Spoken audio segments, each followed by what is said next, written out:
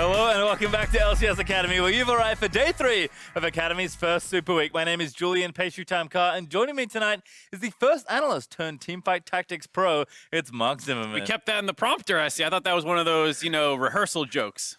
Nope. I'm not a pro. No one has paid me to play that game yet, though I hope that happens. All right, well, the Academy teams are now headed into their third and final day of games, and after all the Super Gauntlet gameplay, we have a very clear top 3.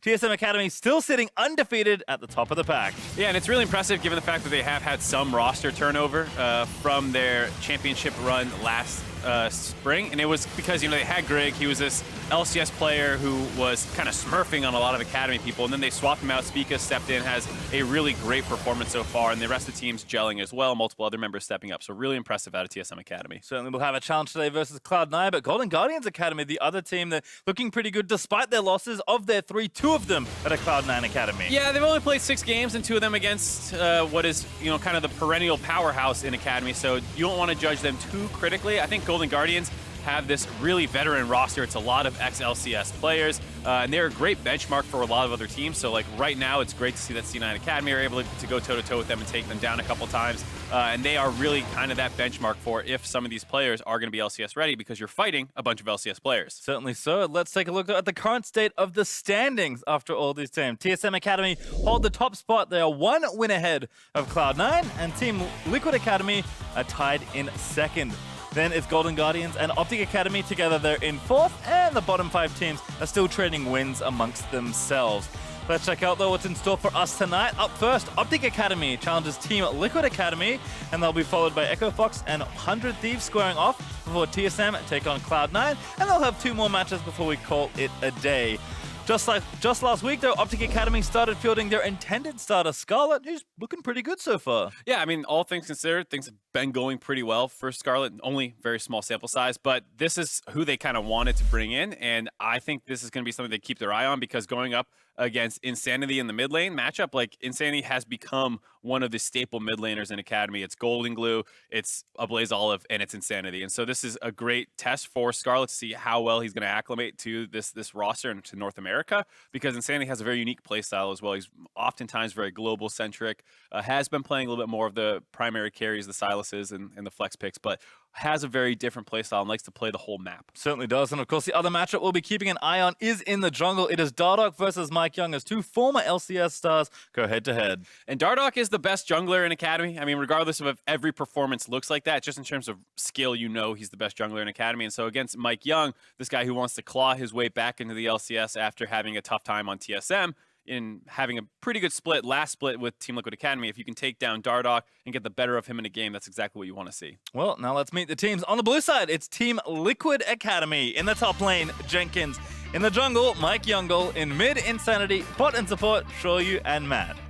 And selecting the red side, it's actually OpTic Academy. In the top lane, it's Alarim. In the jungle, Dardoch. Scarlet in the mid lane, the guy to keep your eye on. Asta in the bot lane, supported by Gate with Coach Koobs. And as a reminder, we are still on patch 9.11, so no major changes just yet, but there has been some spicy stuff in Super Week so far. CLG Academy continuing to do fun things, but I think people are starting to at least try and find other picks into the likes of the Silas as well. I mean, that's the cool thing about Academy is it's almost like a little laboratory, and you see all these weird experiments going on. Not all of them work out, but sometimes they kind of bubble up to the top of LCS. That's basically where Taric Sona came from. It was played in Academy before it reached the LCS and before it became a staple in the entire kind of global meta. Not saying we invented it necessarily, but in North America, that's where it first premiered. Well, we'll see what happens here in the draft there. TL going to line up band number 1.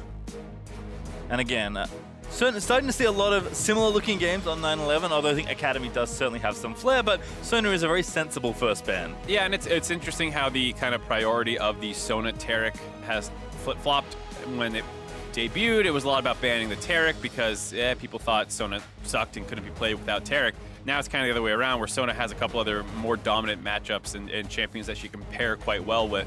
And so that's the one that you actually start getting rid of. Yep, there's Yuumi also banned, still very strong on this patch, has not received the nerfs that she got in 9.12. And then Aurelia, kind of a mainstay of the 4 or 5 flex picks, along with Aatrox, that's also going to get taken away here. Let me guess, we're going to see a Silas and a Jace, or something like that. Pretty good guess. We'll see. Silas certainly will get attention in Champ Select, you have to think. He's been 100% presence for quite a while now on this patch. Well, mean, that would be the expected one to go for. I think Silas as well is, even if it's not necessarily the best pick all the time for everyone, like you want to see people be able to play it. It's probably going to be gone in 9.12 based off what early solo queue data says. But at the very least, you want to see people picking up the meta champions, especially in Academy. Like, it's good for experimenting, but it's also being like, can your champ pool learn these kind of meta picks quickly? Yeah, I think even someone like Insanity, you know, has been playing Akali, been playing Silas, so at some point you were forced to play the good champion. Compared to Aurelion Sol and TF and all these Karthus weird and, global champs he was playing before. It's like, that's great that you have that own champion pool, but let's see how you do in the meta. All right, well, Rise, Silas, and Aatrox joined the rest of the flex picks. So Nico, another flex pick, is going to be the first pick here, whose stock is rising as kind of the other staple champs get banned away. Yeah, I mean, Jace is left up, and I'm surprised not to see taken right away. I think there's been more and more answers to Jace cropping up. Nico is one of those which can do okay into Jace. You don't win the lane, but you can become a more valuable team fighter later, especially if you go for the more AP build. You can kind of farm back from range with your Q and your E, just kind of throwing those out. As well as the fact you can always change it. It's very flexible whether you're playing AP Nico or on-hit Nico if you want to dominate the lane, and you can kind of make that decision after you see the entire draft. Yep, certainly one of the reasons the champion has been so popular. Looks like Jarvan Lu for Dardoch, most likely, so going to take a very staple jungler for him as well. Kind of disappointed. Yeah, Jarvan's boring. I want to see Dardoch. 100% agree. Fun, yeah. Lux, though, continuing to also rise in priority, I think was the most popular support pick last weekend in LCS, and has been played a lot this Super Week in Academy as well. So no shortage of Lux. Yeah, the flex pick, the fact that it's strong in bot lane, mid lane has some okay matchups, but you're really not putting it in mid lane that often. It's only if someone counter picks themselves after seeing it. So like, you're probably gonna get support Lux 90% of the time you see it. This is something we were actually talking about. Is like, at what point is it still a flex? If it goes bot lane 90% of the time, Not really a flex. It's not really a flex at that point. Like, yes, you can put it if the other person makes a mistake, but that's it.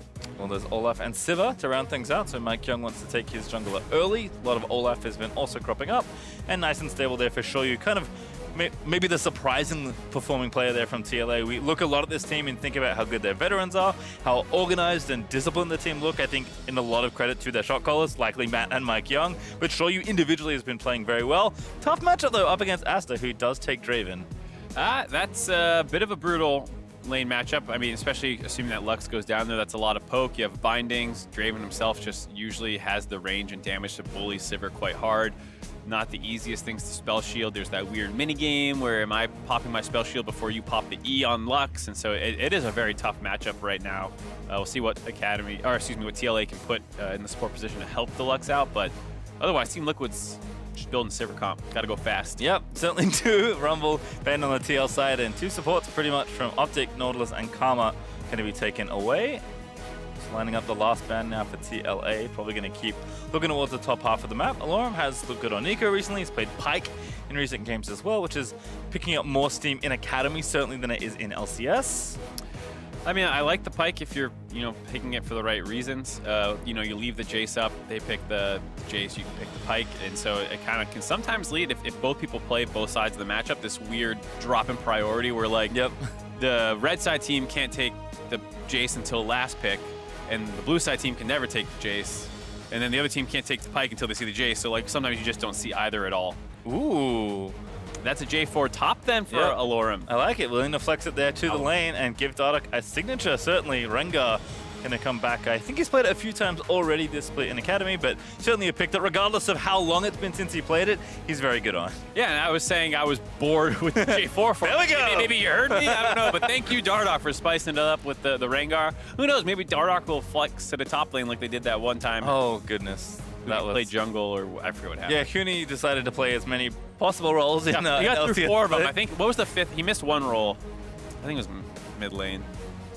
Maybe. No, I feel like he No, maybe it wasn't support. I think it was support. I mean, it depends. I think he played like a funnel in some sort of... Oh, right. Yeah, that's why it was mid. Yeah. But anyway, it's Pyke for the Academy. Shuts me up about the Pyke and what he's not playing into. I guess they are still going to play the Pyke blind, surprisingly. Oh, Nico mid. Okay, so we have seen Nico also getting moved around as well. Nico's been played 4 times, if my count's correct, off the top of my head, and it was split between the solo lanes. So seen it a lot in top lane generally, but starting to see mid laners pick up the champion as well. And I think that's good because, she is a very flexible champion. When she debuted, there was this flex between AD carry or marksman position in the bot lane and top lane, and then the marksman one kind of fell by the wayside. It was more of a cheesier pick than like a really something you're going to run over and over again. But now she's showing up in the mid lane, and that looks like a tough matchup into a Vel'Koz. Yeah, Scarlet's like, all right, nice Nico, here's my counter pick. Yeah. Gonna bring Vel'Koz onto the Rift. Any kind of short to mid-range immobile carry versus Vel'Koz is going to have a bad time. Yeah. So maybe with the root you can get some gank assist onto Vel'Koz, but if it's just a straight 1v1, I gotta imagine that's a tough matchup. Yeah, pretty sure Dardoch's going to be looking around these solo lanes in general. Maybe there's some opportunity in the bot lane if Draven can get aggressive, but both Pyke and Nico are powerful champions. Certainly when they get their things going, they both have very high impact ultimates when they're used effectively, but they're also pretty easy to pick off sometimes. Yeah, it's one of those comps where you're like, I like a lot of these champions, but when you put them all together and what you're playing against, you're like, Pyke into J4 doesn't sound that great. You have kind of got countered mid. You're like a run at them comp, but you don't have anyone to really run at them. See them. You have Olaf to run in alone. Like, I mean, Nico wants some, but yeah. Yeah, like who's setting Pyke up for the resets? You know, maybe it'll work out, but I'm a little concerned that I'm not sure they have any winning lanes, and they also have the Olaf, who will probably get outscaled by Dardoch's Rengar. Now, I don't think the runes are correct. Okay, there we go. They changed. I did see very briefly Conqueror Vel'Koz and was intrigued, but it is Glacial Augment, which makes a lot more sense. TL also going for the invade at level 1, which is the more important story. Yeah, I don't know how much more sense it makes. Is that really Predator? Yes. So Okay. Jenkins has done this once already this week. Here we go. I don't know why, but he understandably bought Moby Boots, died a few times, but I think he's been going around helping out the team. So interesting kind of pick here. Pyke certainly not a lane dominant solo laner, that's for sure. But very curious to see how it all works out. Certainly my first time seeing Predator Pyke in action, even though I do know Jenkins has played it once already this week. Yeah, I mean, if you speculate what you're looking for, Pyke's obviously a roaming champion, and you don't want to use your E to gap close to get in range. You really want it for the stun. So with the W, usually you go Moby Boots, and you have Predator. You're probably insanely fast and can get around the map much quicker. And that's definitely what you're going to want to have happen. Like we were saying, this TLA 5-man might be a little bit of a struggle, but you know, you don't really pick Pyke to 5-man, much like, you know, usually you pick Sivir for 5-man, but you can also just use it to sprint around the map. Oh no, Gate, that's so gross. Mike Young looking for the blue buff invade, and Gate says, thanks for the leash. Oh, that feels bad. Still level 1 now. Doesn't have a blue buff, which is actually very useful on Olaf. And the fact that now your bot lane has to deal with a Lux showing up to E-spam away in an already probably pretty tough matchup. So this is a... I mean, not like it's game over, but that feels terrible for multiple people on TLA's side. Yeah, the invade, you know, tried something out for TL. Mike Young thought he could start on the blue and maybe force a vertical, but he's going to lose his blue buff now as Dardoch goes straight over there with the information Gate has gained. And Shoyu and Matt hit level 2 first, but not too far behind there. And as you said, Lux with the blue buff is extra annoying. Yeah, great path for Dardoch, being able to kind of split the map, but come out much further ahead because of Gate's contribution. So this is also good for the Jarvan, can just push up kind of relentlessly. And the bot side, they don't mind playing it safe for the first couple levels, so they get a little bit more in their abilities. So all around, not bad for OpTic Academy. Looking good so far. Scarlet also shoving pretty hard here on the Vel'Koz. So curious to see how this matchup plays out. Again, Nico mid's not been that popular. Nice root though from Insanity. Certainly the best place to catch Vel'Koz is in the creep wave, but Dardoch now going to surf into mid and try and set something up here. Scarlet trying to make it look, you know, tempting, but maybe too tempting as Scarlet loses the trade there. Yeah, I mean, when you have a split map situation like that, it's so easy for someone to avoid getting baited into a gank because they just have to hover to the side they know their jungler is and yours is not. So it's one of those situations where trying to bait there for Scarlet was never going to really work out. Gate in trouble. They're getting ignited. Concussive Blow's going to proc that. Looks like a first blood, but Gate's going to flash. Asta able to grab the first blood for himself. Now the shield out from Gate is actually going to turn it back around, and the next binding down doesn't quite latch on to Mike Young. Where they get away with that in a 1v3. Dardoch now over the wall, finds Insanity through the mid brush, lands the root, follow up from Vel'Koz, and a good flash from Insanity going to keep him safe. Dardoch not going to greed out and try and flash follow over the wall, just going to take that flash from the mid laner and know when he hits 6, that'll be a great repeat gank for him. And in the meantime, that bot lane power of the Lux and the Draven, this is kind of what we were talking about being such a great lane. They go on to Gate, and I like the aggressive flash by Shoryu to try and make sure they get him, but they don't quite finish him off. Asta's able to find the cleanup kill, and then here's all that shielding that Lux's W can provide, as well as the fact that you can slow and chain root people. So really well done. OPTA didn't have a ton of stacks, so it's not quite the fattest cash-in that you'll ever see, but it's a bit of a disaster for TLA in the bot side. Certainly better than nothing there for the OpTic side, as they'll take it and hopefully run with that advantage, as Dardoch now going to go for a visit here in the bottom lane, sneaking into the brush. Nice and easy setup here for the Rengar. Trying to make something happen. It's just going to channel recall though. Looks like maybe covering for a potential bit of aggression or regang. And Dardoch not wasting too much time, just making sure Astor and Gate can push the wave in. Yep, just a little bit of protection there, and he'll go back, keep farming up. Getting 6 on the Rengar is going to be the priority for him. Roll swap King Gate, continuing to land nice bindings. And Gate and OPTA, you have to remember, had that brief stint in the beginning of spring when they were in for Arrow and Big, and they actually looked quite good. They didn't dominate lanes, but OPTA had really great team fight positioning, was always able to follow up on engages and get a lot of damage off, and so it's cool to see him sort of changing it up with the Draven in this game, going much more lane-dominant focus and showing that they have more styles to play than just that kind of Kaisa that we were seeing a lot in spring. As we check in the top side also, did expect Alorum to have an advantage here in the matchup, and CS lead does reflect that, up about a wave right now for the J4. As both top lane is just hanging out, but again, Pyke's solo lane potential pretty low in the pure 1v1. Yeah. Jenkins much more relevant as the game opens up. Yeah, I mean, there's not many just straight up winning matchups in the top side for the Pyke. He loses a lot of them, especially melee bruisery matchups, but you really expect to see him fall a little bit behind, and then he has great gank setup, so you often try and find kills around him, and then with his ult being able to generate extra gold, essentially, you're able to really quickly offset whatever CS deficit he accrued in the laning phase. And despite the fact that his laning phase is a losing one, it's not volatile for the most part because of his passive health regeneration. Even if you get traded poorly on, if you get chunked out, you can almost always heal back up. You also highly prioritize move speed, so you're usually able to get back to lane quickly if you're forced out. There's a number of reasons where even when Pyke falls behind in CS, it almost is not important at all. Yeah, and we'll see kind of what happens with the rest of the matchup as Jenkins takes his first back. Alorum, though, already walking back to lane with his Tiamat done. So going to be feeling pretty good about his 1v1. Boots to activate the Predator there for Jenkins and his own Tiamat, so to maybe try and match a little bit more in these wave push battles. As Dardoch going to blast cone over the wall and once again look down towards the bot lane. That's a pretty big Draven right now as Astro's finally spent the gold he got. BF sword versus longsword effectively in the lane. I think that was just a temporary kind of scouting mission by Dardoch. I think he's going to try and focus on 6, but was waiting for some of his camps to respawn. Given that the Olaf started on his bot side of the map, both of his buffs were going to spawn at the same time, so he kind of had to pick one to focus on bot or top side. Looks like he's focusing on getting the Drake first, actually, once he's spotted that there was no problem and his bot lane has pressure. But now, TLA trying to find the lane contest. Yeah, they're here, and Sandy can look for the ulti here. Is Mike going to go over? There's the laser out from Vel'Koz to zone away the jungler. And that's Drake over to OpTic. Yeah, that's a stiff arm. Trying to get through that choke point, and they just get pushed back. 1v2 with the Vel'Koz ult, and now Dardoch can keep his clear up.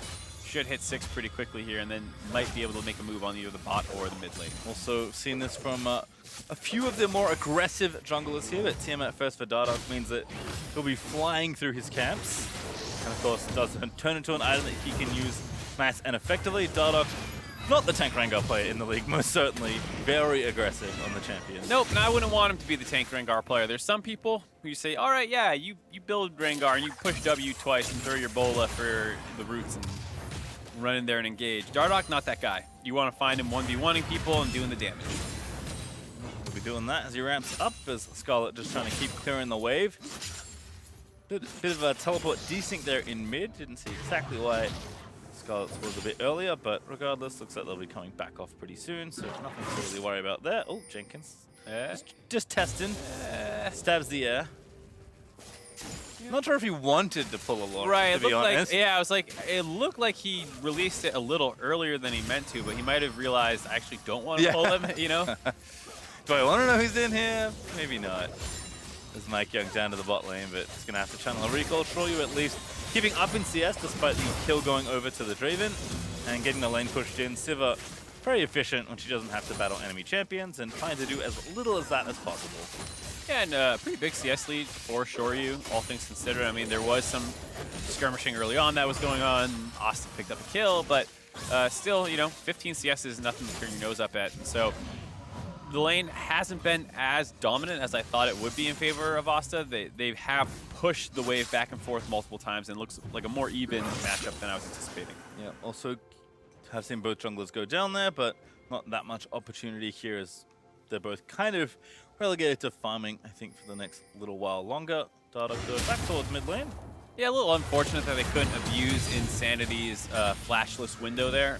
They prioritized the Infernal Drake, which it's hard to criticize ever getting an Infernal Drake. And it's not like Vel'Koz is this matchup where you gank it once or twice and then it completely runs over the game like some assassins do. So I can understand going for the more objective focused gameplay rather than the snowball. Also curious to see how much Jenkins' style changes now that he has picked up his Moby boots, because this is a pretty heavy investment into pushing waves and then leaving your lane when you take a keystone like Predator. So I mean, this is how you're supposed to play Pyke, and it's something that a lot of people meme about with NA Pyke, is that we never see the aggression and roaming that you need out of the Pyke, whether that's people roaming to your lane or you going to theirs. Pyke needs to go meet up with more people. By himself, Pyke is not a 1v1 champion like we were saying, so this is the point in the game where the Pyke is supposed to start exerting his influence. You know, it was 11 minutes into the game when G2 had that ridiculous comeback versus SKT, so this is about when you want to start seeing these Pykes get active, and that's something that's been completely vacant from North American Pykes. Well, Jenkins, of course, has to push the wave out first. Alorum, though, going to do battle. Ooh, nice Cataclysm. Does get stunned, but he keeps him inside the arena. Alorum still fighting it out. Almost gets the knockup, but able to flash away.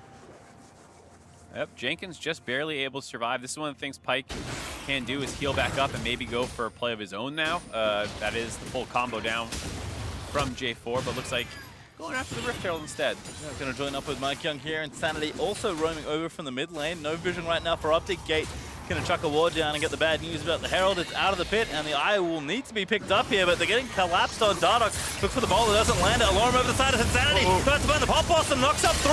Shoyu gets the first kill, and Pyke is popping up for the ult. He grabs a double and bags the extra gold as Alorum is forced to flash away towards his turret, but TL still hunting him down. Might fancy a dive here, looking for the hook. Alorum needs to dodge it. Oh, the Q just missing, but he still goes in, but TL cannot continue. That is the exact kind of play what I'm talking about that you want to see out of the Pyke. Hard force that Rift Herald, and if they want to contest, you fight it out. And the fact that all of TLA was on that page, the fact that the Sivir and the Braum were also roaming up to get ready to fight that situation, whereas not everyone was quite prepared on the side of OpTic. You only had the Draven ult actually coming in, so TLA showing they understand how to play with Pyke a little better than some of these other teams. TP there from Scarlet, though, does kill the Rift Herald, so first turret still up for the taking. TLA, they do collect a plate in the top lane, though, so watch this one again. Great ultimate by Insanity to really set up the Pyke to start picking up these kills. Easy double kill with the you know, kind of AoE stun that the Pop Blossom has. Really well done, as well as the fact that we're saying, you know, it was not a fair fight. That was not a 3v3 like I think OpTic wasn't anticipating. The entire team of TLA was in there to collapse. Well, at least they'll get the Drake by the looks of things on the bottom half of the map. Dardoch will once again start up the objective, and that should be easy goings over to their side. So down a little in gold, TLA up about 1,400. Certainly continuing to look for proactivity, though. Now the Dirk is done for Jenkins there, and Predator will be back up soon. So I'd really be interested to see what the top lane gold difference is, just given the shutdown, or not the shutdowns, but the Pyke kills and assists. Yeah, up a fair amount of gold. It's really impressive to see. And now Root, good hook, and there's the play again. Jenkins, no ulti, can't continue, but Alorum gonna TP it out, but here's Mike Young to turn it around. Dardoch also roaming in with his ulti ready. Insanity buffers Pop Blossom early, gets the stun, gets the kill for Mike Young, but there's the ulti over from Draven as Dardoch able to grab it onto Mike. Now have to run away. Jenkins are gonna make the play. Insanity able to grab the next one. Big collapses here from TLA. Yeah, I mean, what looked like a good turn from OpTic initially being able to get some extra damage in there, the fact that they were once again short on men, Matt and Shoryu getting into that fight first means another skirmish in their favor. Starts out well for TLA. They get some nice chunk out into Scarlet, who has to flash away. Alarum looks like he might be getting a little over-aggressive because he gets rooted and decides to go in rather than out. But he does a good job locking people in the pit to kind of get burned down with this AoE from Scarlet. But then here comes Matt and Shoryu again. First one's into the fight, and they're able to find the second kill, making it 2-for-1. Yeah, Gate could only contribute his ulti to that fight, and that didn't do much damage there, unfortunately for him.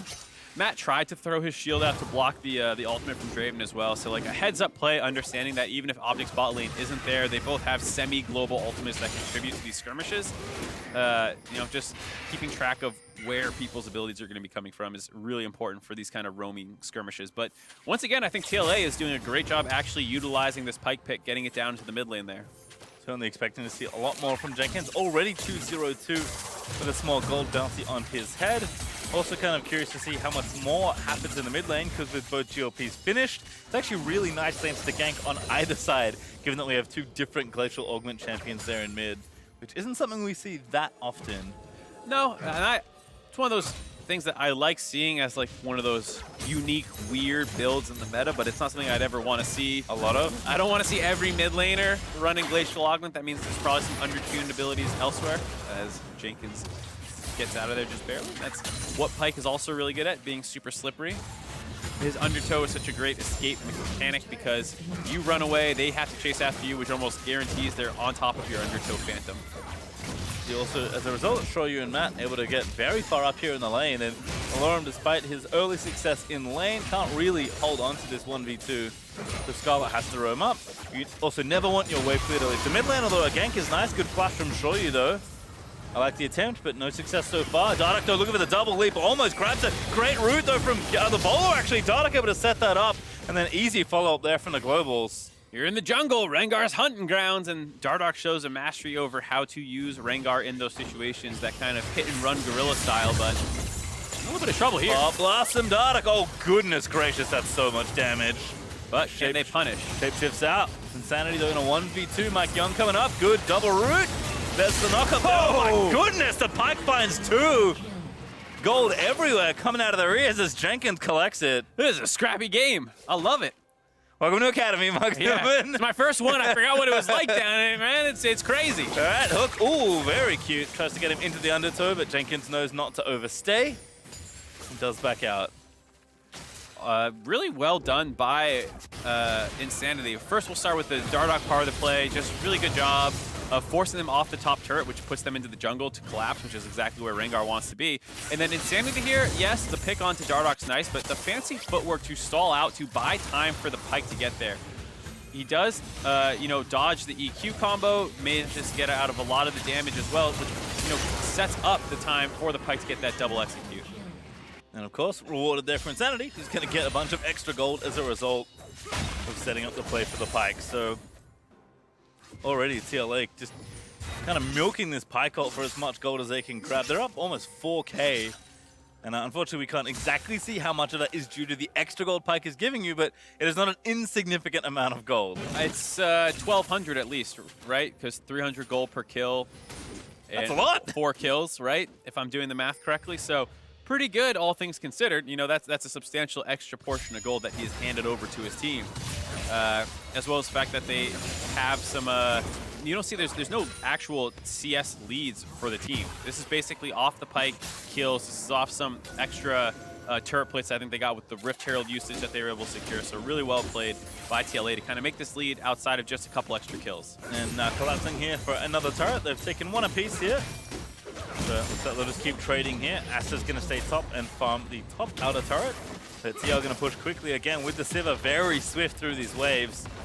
So can't hang around for too much longer here. OpTic do need to translate down to that bottom half of the map, or they'll keep losing towers. Yeah, this push is not exactly what you want to see from OpTic's team comp. There's not necessarily a strict scaling advantage on either side here, in my opinion. So trading is fine, but you need to find real kills and objectives. And right now they're behind in tempo, not really getting those, and they're ceding a lot of vision. You see how much more is in TLA's favor. Oh, Insanity again, just in a rush, and it's just that easy. Gets the kill onto Alorum. Pretty nice game for Nico. Not really any tanks to worry about, so if you land, your ultimate does a whole lot of damage. Yeah, I mean, AP Nico is no joke with the ratios on that ultimate, so very well set up there. And like I was saying, the problem for these kind of vision or these objective trades that's happening for OpTic is not that, oh, you're going to get outscaled and you're just inflating the pace of the game, but they're not doing a good job of securing their vision when they're doing these kinds of trades. So they have no idea what they're walking into. They don't know how many people dipped into their jungle. So if they had seen Insanity on a ward in their jungle, maybe Alorum would have felt safer walking up there, but they didn't have any vision, so he tried to go to lane to farm, and there's a pickoff.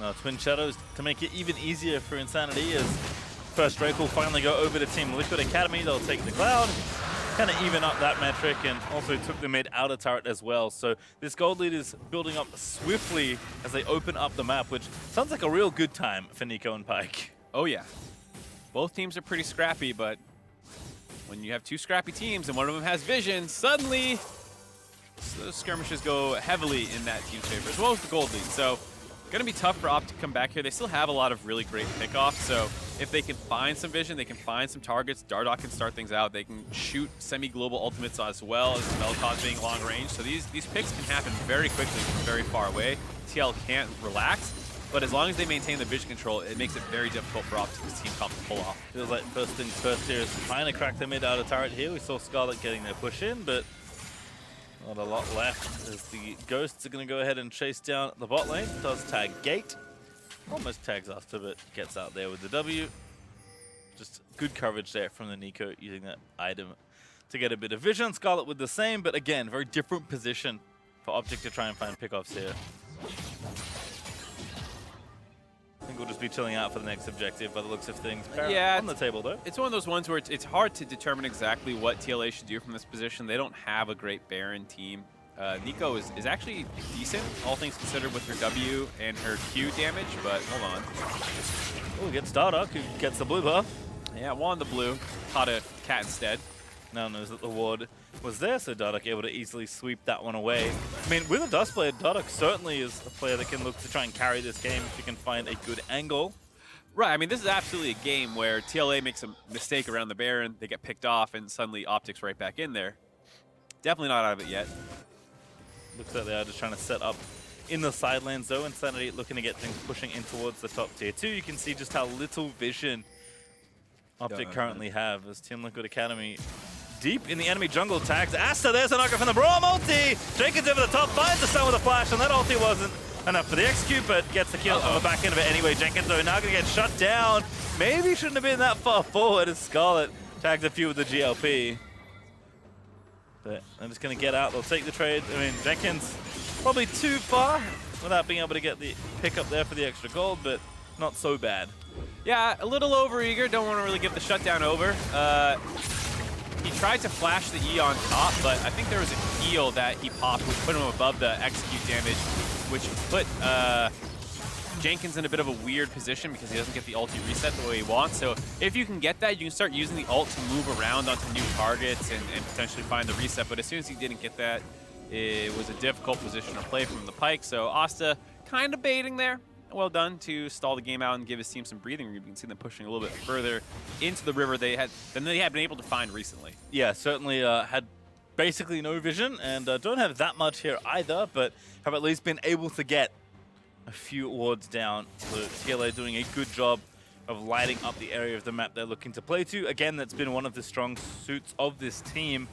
TL just very methodical in how they approach a lot of these games. And even though things have slowed down just a little because the game is kind of just waiting between big objectives, TLA know that all they have to do is hold Baron control for a few more minutes and then try and pick some spots as people are forced to walk through the jungle and try and clear your vision. Yeah, I think it's you know, it's understanding your win conditions is the most important thing.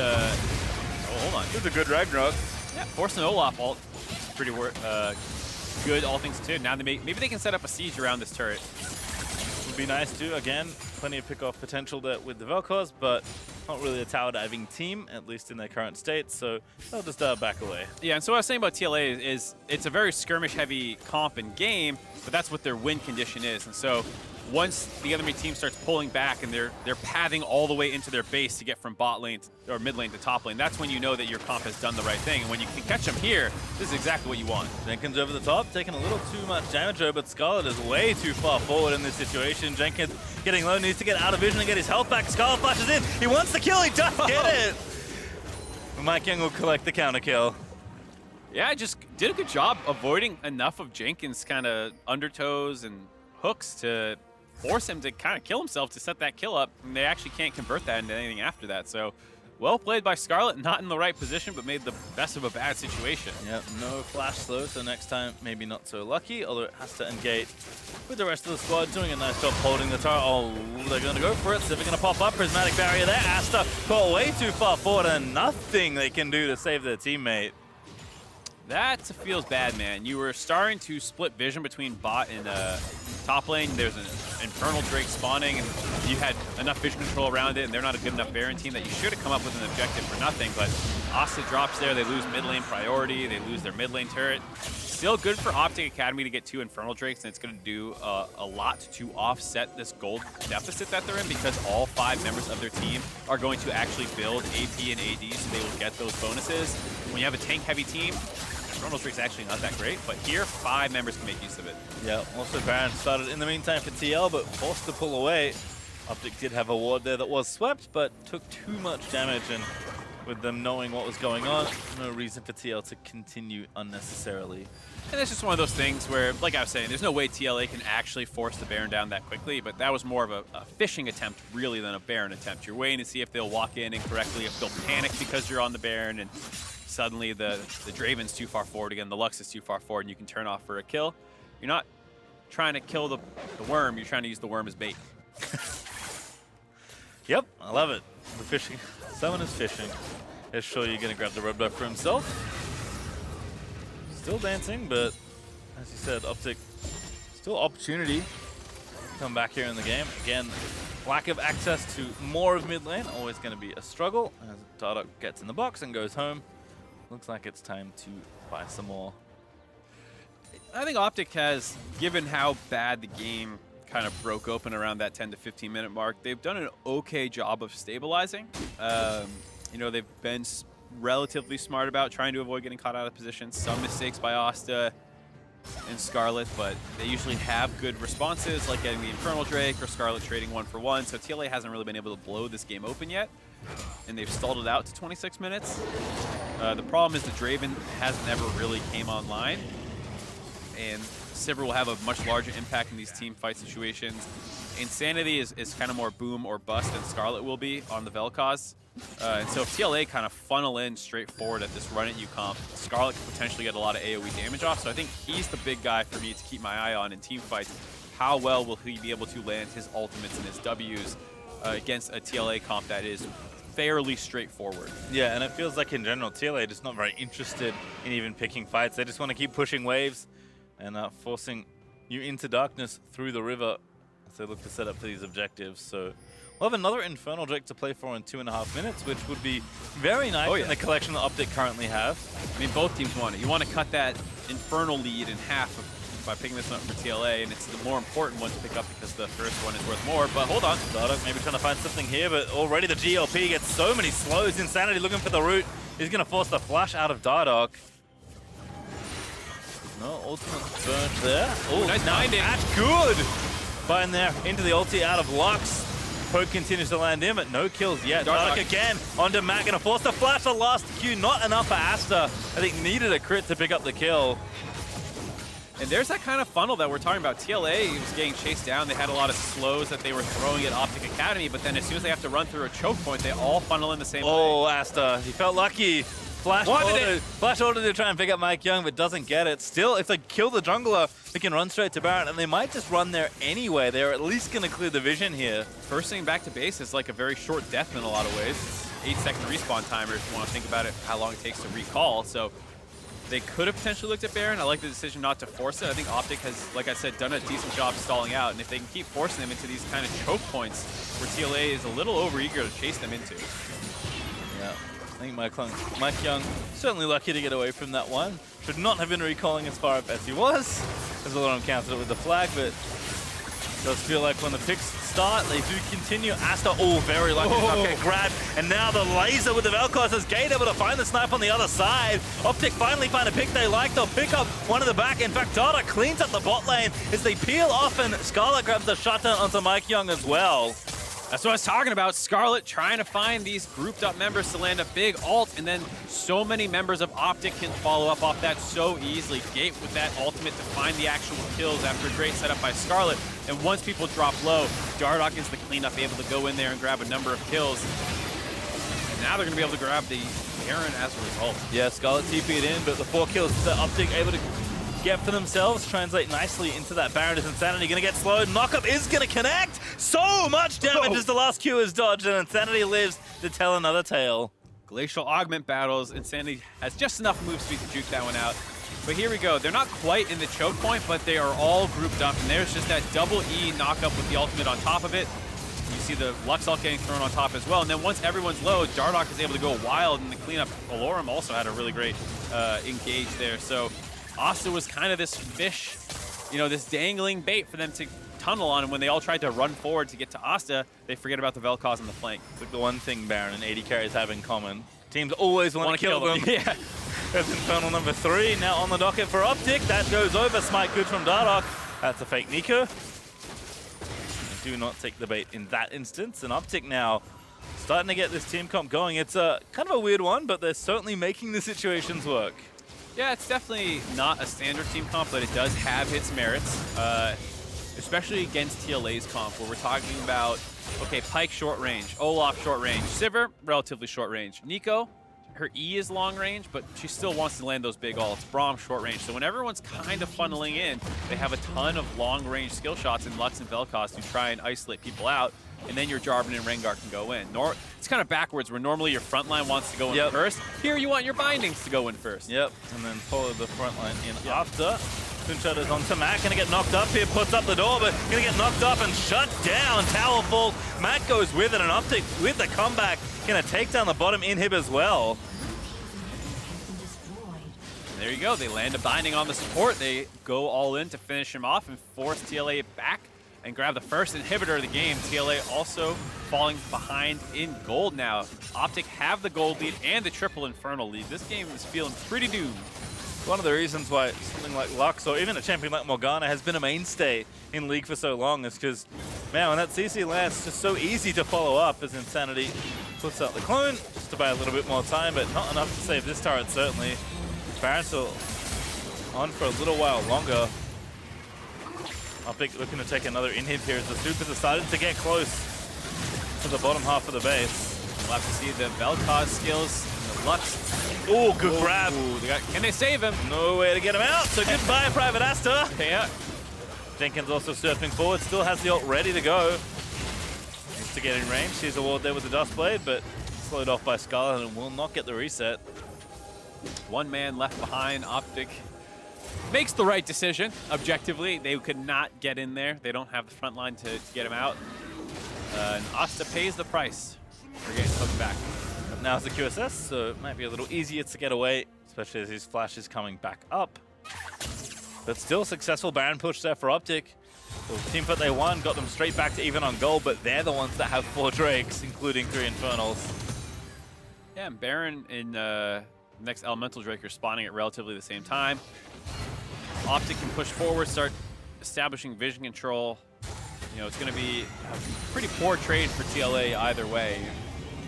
OpTic wants to focus down the Baron. TLA gets just a Cloud Drake. If they want to force the Baron while OpTic goes for a Cloud Drake, well, they're very quick to probably collapse in time to contest you on that as well. So TLA are in a very difficult spot now because they don't have a ton of setup for the Pyke. This is kind of what we were talking about before, for him to run wild in the fights. That one kill that they just found versus OPTA was Pyke setting it up himself.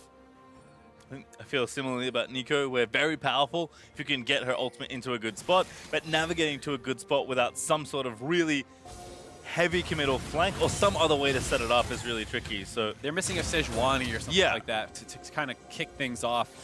You know, if you can land a binding or land a hook, because I know Nico E is basically a binding in its own right, yes, you can potentially fish, but then they don't have the long-range follow-up that the OpTic side has. When they land a binding, you have Lux ult, you have Vel'Koz damage, you have Draven ult, all that can get thrown in from range, and then your front line goes in. There's not enough range set up for TLA's front line to then follow up on.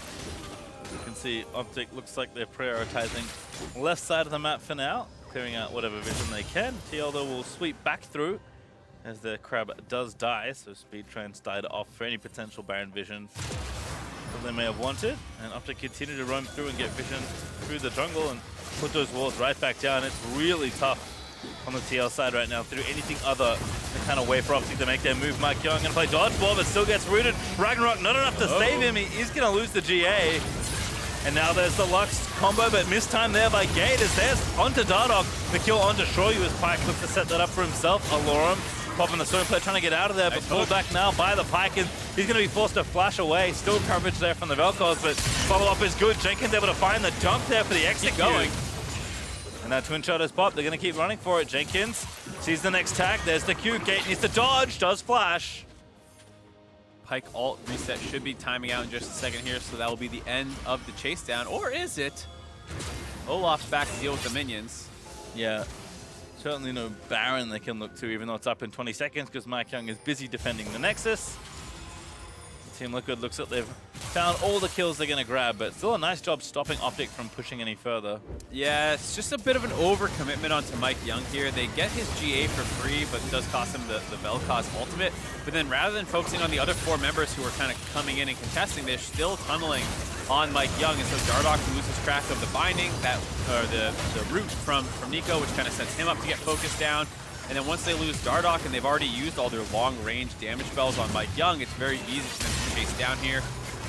They get 2 kills and they get forced to flash at the very end.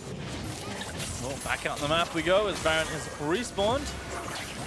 Jenkins gets out of the poke there from Scarlet, who's looking at item number 4 pretty quickly here. But Team Liquid know they can find something. They can find a good setup for a team fight. Always nice around a nice circular area where people go naturally. That's why the Baron dance has become such a common thing. Oh. Good slows, finds a Q, forcing the flash out of Scarlet. Knock up on the mat though. Virtual Vision doesn't connect, and the GLP for coverage gets them out of there. Well, it's so hard for TLA's comp to brute force these fights against the Vel'Koz and the Lux. They go for the flash Q from Braum, they land it.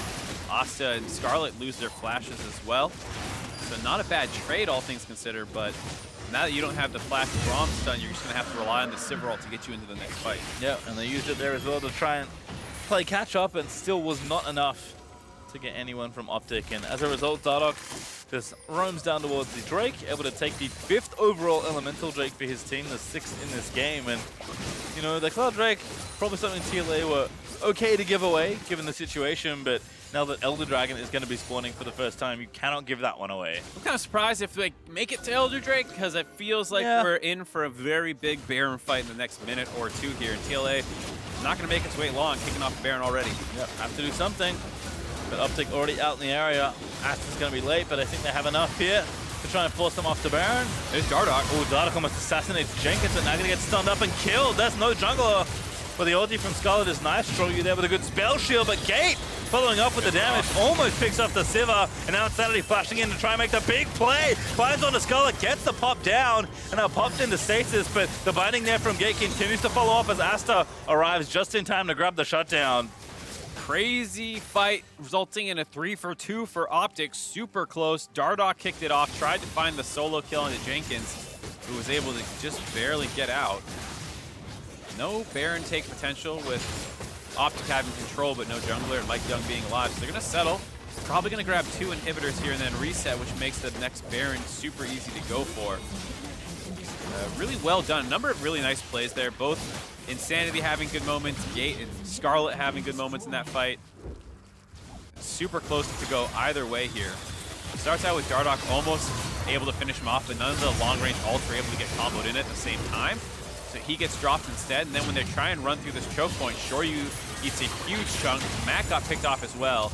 Jenkins tries to bait for as long as he can, but the Titanic Hydra proc from Alorum off of Creep is actually what finished him off. That's absolutely crazy. I mean, you might have missed it. It was in the bottom part of that fight. Pyke's so strong when you're able to just barely get out of vision and regen up. He could have regened up to around 60% HP if the Titanic Hydra cleave damage didn't hit him from a minion. That's absolutely crazy, because otherwise I think TLA could have re-engaged that fight after the heal. So, I mean, this game of inches sometimes. Yep, good surveillance work there by Alorum. I wonder if it was on purpose. I wish we had pro view on this. I want to see if he right-clicked that creeper, if that was just an auto, you know, kind of auto attack. Just A moved and put his hands together. I wonder. Well, maybe we can ask him after the game. But Baron again started by TLA. No, they have to force something, but OpTic know that that's just easy setup for them. Dardoch with a massive flank, able to assassinate them in the arena, and sadly trying to turn it back around. Big ultis, the Pop Blossom finds 3 and gets 1 kill to start it off. That's Scarlet. Yeah, there's Asa still fighting it out. The GA now going to be lost, but Jenkins loses his ulti as a result, and Dardoch and Alorum going to keep chasing. Pyke again off to the races, but good undertow. The redemption is going to keep the chase up over the wall. He almost goes, but does get away. Still, the real prize here is the Baron. In fact, maybe it's the base. Yeah, we've been talking so much about the long-range setup from Scarlet and Gate that we forget that sometimes Jarvan and Rengar can just jump on a backline themselves, and they kick that fight off. They find Shoryu right at the beginning of it. Insanity does his best to find his own kills, not quite able to do it. They get finished off, and now, even without the Baron buff, you have OpTic Academy picking up the win over TLA. Yep, not needed here. Plenty of style here for OpTic. A fun back and forth, but it's OpTic that claim the Nexus.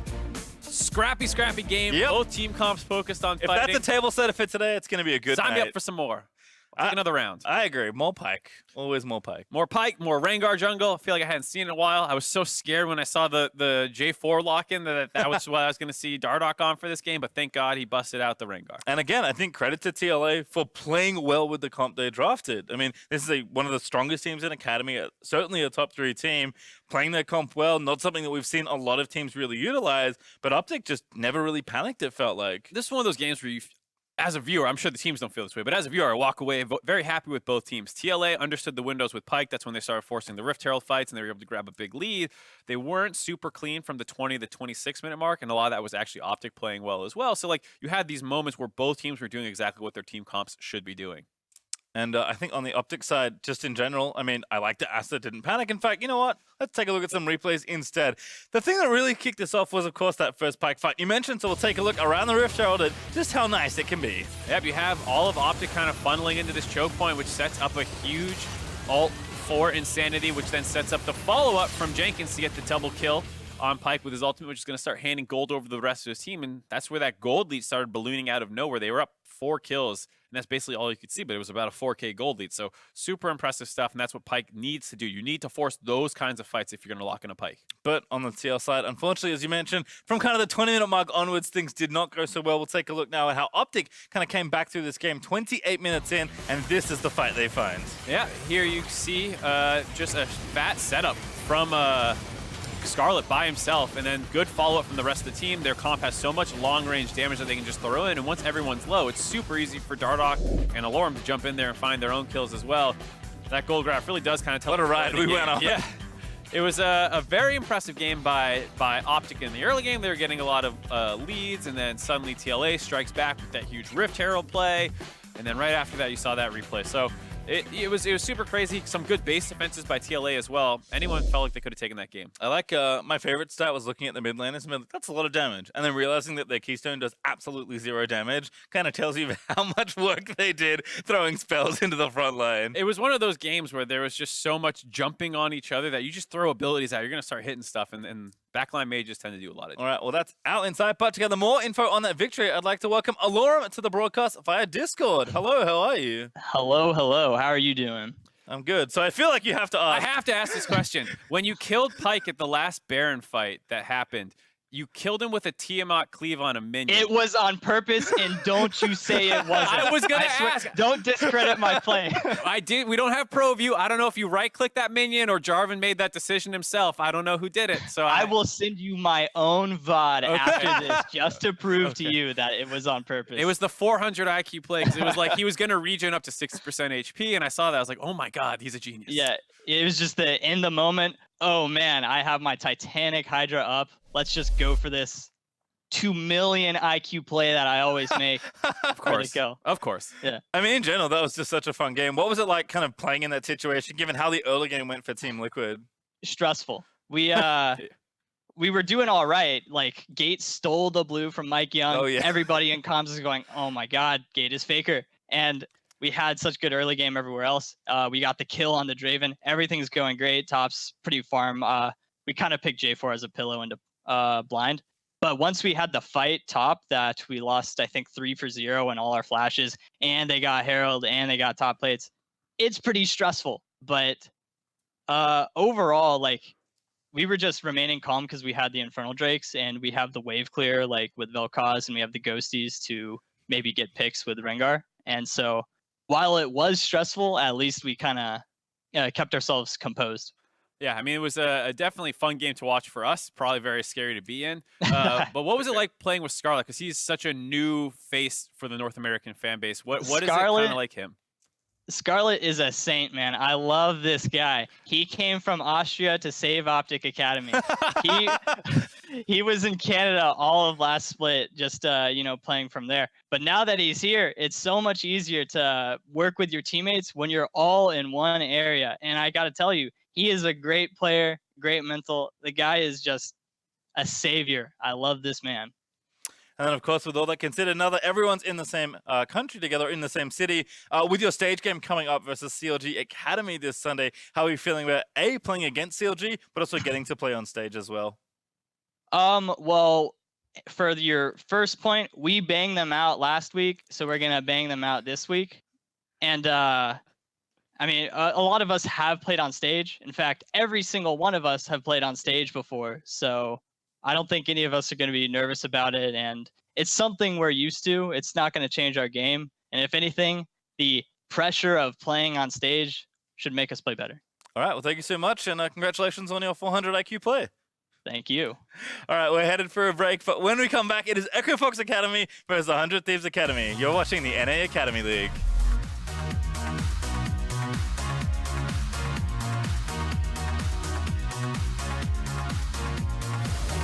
Gate in trouble, they're getting ignited. Concussive Blow's gonna proc that, looks like a first blood, but Gate's gonna flash. Asta able to grab the first blood for himself. Now the shield out from Gate. Looks for the ball, it doesn't land it. Alarm over the side of Insanity. First burn, the Pop Blossom knocks up 3. Troy gets the first kill, and Pike is popping up for the ult. He grabs a double and bags the extra gold as Alarm is forced to flash. Insanity doing a 1v2. Mike Young coming up, good double root. There's the knockup. Oh my goodness, the Pike finds 2. Oh, very lucky to not get grabbed. And now the laser with the Vel'Koz as Gate able to find the snipe on the other side. OpTic finally find a pick they like. They'll pick up one in the back. In fact, Dada cleans up the bot lane. Dada with a massive flank, able to assassinate them in the arena. Is the Pop Blossom finds 3 and gets 1 kill to start it off. That's Scarlet. Yeah, there's Asa still fighting it out. The GA now going to be lost, but Jenkins loses his ulti as a result, and Dardoch and Alorum going to keep chasing.